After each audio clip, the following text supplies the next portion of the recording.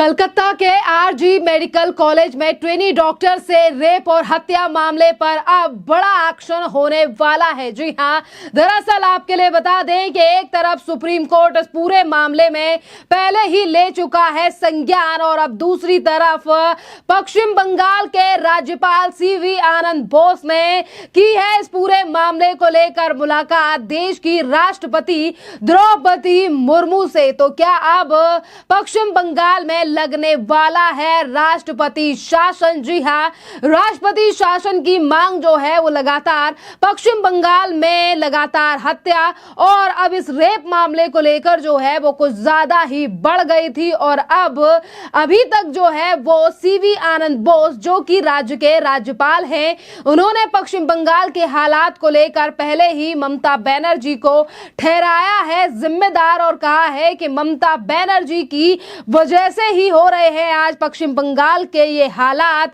और पश्चिम बंगाल नहीं है महिलाओं के लिए सुरक्षित। पहले इस तरीके का बयान दिया गया राज्यपाल के द्वारा और अब ये जो मीटिंग की है, ये जो दिल्ली मुलाकात करने के लिए पहुंचे हैं राज्यपाल सीवी आनंद बोस राष्ट्रपति द्रौपदी मुर्मू से, तो अब देखना अहम रहेगा कि क्या इस मीटिंग के पीछे जो है वो मकसद था और क्या राज्यपाल ने चिट्ठी जो है वो सौंपी है राष्ट्रपति को। क्या रिपोर्ट सौंपने आए थे राज्यपाल पश्चिम बंगाल की, जिस तरीके से पश्चिम बंगाल में इन दिनों हालात बने हुए हैं क्योंकि लगातार ममता बनर्जी के इस्तीफे और इसी के साथ पश्चिम बंगाल में राष्ट्रपति शासन लगाने की मांग जो है वो कई बार उठ चुकी है और इस पर पिछले ही दिनों राज्यपाल ने कहा था कि जो भी काम अब पश्चिम बंगाल में किए जाएंगे वो संविधान के अनुरूप रहकर ही किए जाएंगे।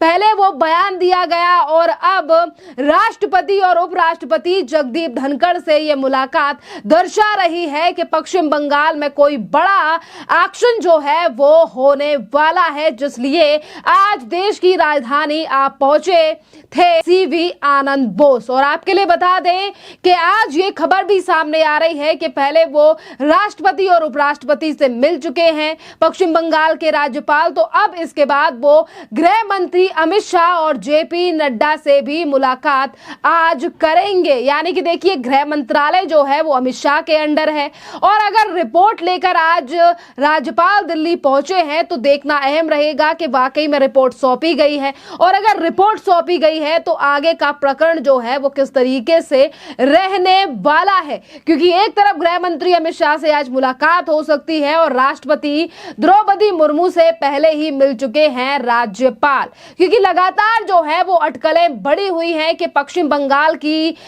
ममता बनर्जी की सरकार जो है वो अब खतरे में आ पड़ी है और अब अगर राज्यपाल ने राष्ट्रपति शासन लगाने की मांग की या फिर पूरा जो चिट्ठा सौंप दिया पश्चिम बंगाल में आज हो रहे हालातों का, तो किस तरीके से ममता बनर्जी की मुश्किलें जो हैं वो बढ़ सकती हैं।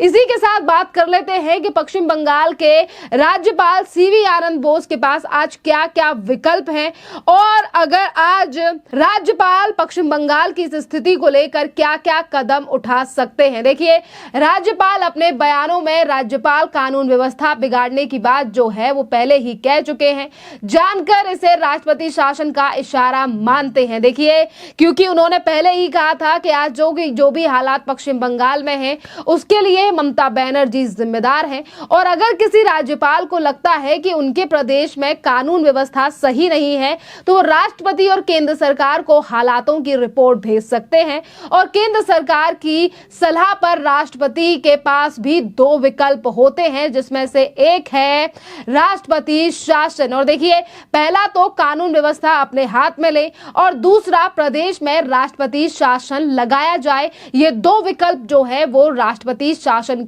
में होते हैं और राष्ट्रपति के पास रहेंगे। यानी कि एक तरफ राष्ट्रपति शासन भी लग सकता है या फिर कानून व्यवस्था राष्ट्रपति जो है वो अपने अंडर भी ले सकती है, यानी कि राज्यपाल के अंडर आ जाएंगी। दोनों ही परिस्थितियों में फैसला लेने का अधिकार संविधान के भाग 18 के 3 आर्टिकल में दिया गया है और पहला आर्टिकल इसमें है 355 का। देखिए, केंद्र सरकार बाहरी आक्रमण और आंतरिक अशांति से किसी भी राज्य की रक्षा के लिए अपने हाथों में जो है वो कानून व्यवस्था को ले सकती है, जो कि आर्टिकल 355 कहता है। और इसी के साथ अगर आर्टिकल 356 की बात करें, जिसके तहत परिस्थितियों में राष्ट्रपति शासन लगाने की बात कही गई है, अगर 356 लगाया जाता है तो सीधे तौर पर राष्ट्रपति शासन पश्चिम बंगाल में लग जाएगा। और आर्टिकल 365 ये होता है कि जब किसी राज्य में कानून व्यवस्था पूरी तरीके से फेल हो जाए और राष्ट्रपति अपनी पावर का इस्तेमाल करके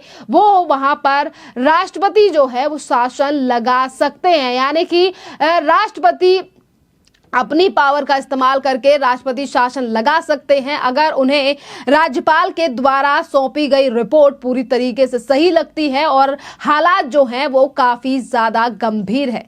क्या पश्चिम बंगाल में हालात इतने ज्यादा खराब हैं कि वहां पर राष्ट्रपति शासन लगाया जा सके? क्योंकि देखिए, लगातार बीजेपी से लेकर और जो वहां के रहने वाले लोग हैं वो तो इसी बात को कह रहे हैं कि आज पश्चिम बंगाल में राष्ट्रपति शासन लगना चाहिए। देखिए, पश्चिम बंगाल के केस में दो तरीके की परिस्थितियां हैं और वहां राज्य में राष्ट्रपति शासन जो है वो लगाया जा सकता है, क्योंकि वहां के हालात दिन प्रतिदिन खराब होते जा रहे हैं। क्योंकि ये पहला मामला नहीं है जब एक महिला डॉक्टर के साथ रेप कर उसकी हत्या कर दी गई है, बल्कि इससे पहले भी कई बार महिलाओं के साथ इस तरीके के मामले जो हैं वो पश्चिम बंगाल से सामने आए हैं। और कल इस पूरे मामले पर सुप्रीम कोर्ट ने भी देखिए एक पैनल तैयार कर दिया है। कई सवाल जो हैं वो सरकार से भी पूछे गए हैं और फटकार भी लगाई गई है, यानी कि अब इस पूरे मामले में सुप्रीम कोर्ट की एंट्री हो चुकी है। और इसी के साथ अगर बात करें भारतीय जनता पार्टी के नेता और नेता प्रतिपक्ष विधानसभा में शुभेंदु अधिकारी की,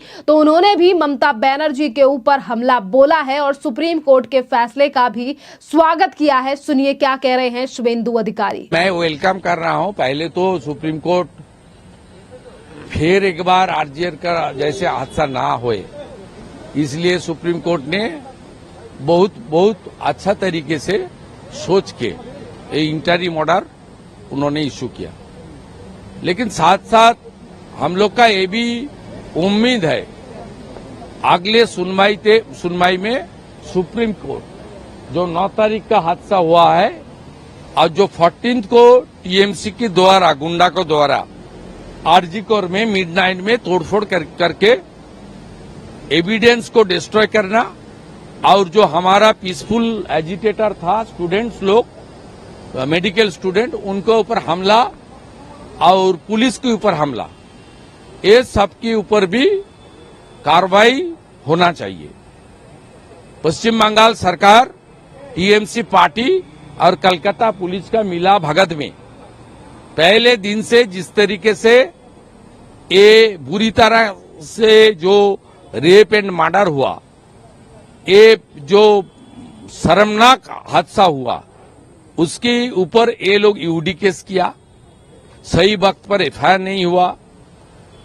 वो हमारी बहन का बॉडी को, हमारी जो भारतीय संस्कार है, हिंदू संस्कार है, उस तरीके से उसको जो क्रिमेशन फाइनल राइट्स है वो पूरा करने नहीं दिया गया है। कलकत्ता पुलिस जबरदस्ती किया गया है। उसका बाद घर में फोन कॉल करके सुसाइड बताया। इसके ऊपर भी बहुत गंभीर कार्रवाई होना चाहिए और सख्त सजा दिलाना चाहिए। अगले सुनवाई में हम सब लोग का उम्मीद है। इसलिए मैं बताया ना, आज जो इंटरिम ऑर्डर हुआ वो आरजीकर जैसे हादसा फ्यूचर ना होए और हमारी not only the lady doctor, entire doctor community with health worker and the health institution, उनका प्रोटेक्शन के लिए सुप्रीम कोर्ट ने सीरियस ले लिया जे फर्दर आरजीकर जैसे हादसा ना होए। वो बहुत वेलकम डिसीजन है। लेकिन 9 अगस्त और 14 को जो हुआ है 2 इंसिडेंट, इसके ऊपर भी बहुत स्ट्रांग एक्शन,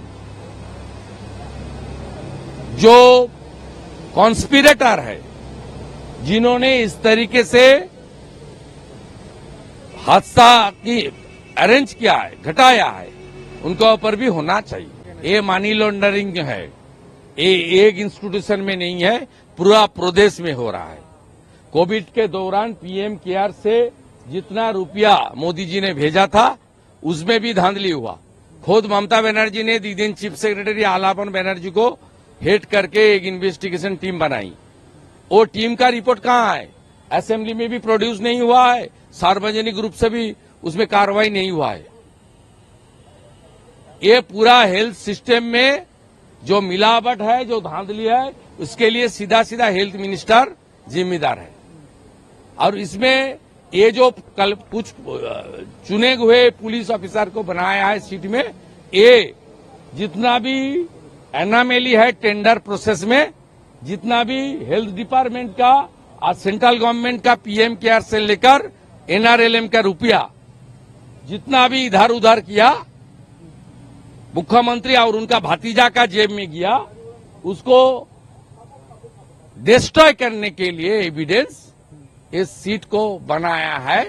और ये फिट केस पर मनी लॉन्ड्रिंग, इसमें ईडी को दखलदारी देना चाहिए। आपने सुना कि शुभेंदु अधिकारी का कहना है कि टीएमसी के गुंडों ने 9 और 14 तारीख को जिस तरीके से आरजी कर कॉलेज और वहां के अस्पताल में जाकर घुसपैठ की है और तोड़फोड़ की है, इस पर भी संज्ञान जो है वो सुप्रीम कोर्ट लेगा आने वाले दिनों में, जब इस मामले पर सुनवाई होगी। और ये आशंका उन्होंने जताई है और सुप्रीम कोर्ट ने कल जो बातें सुनवाई के दौरान कही हैं उसका भी स्वागत किया है। खैर, इस पूरे मामले पर आपकी जो भी राय हो, आप हमें कमेंट कर जरूर बताइए। धन्यवाद।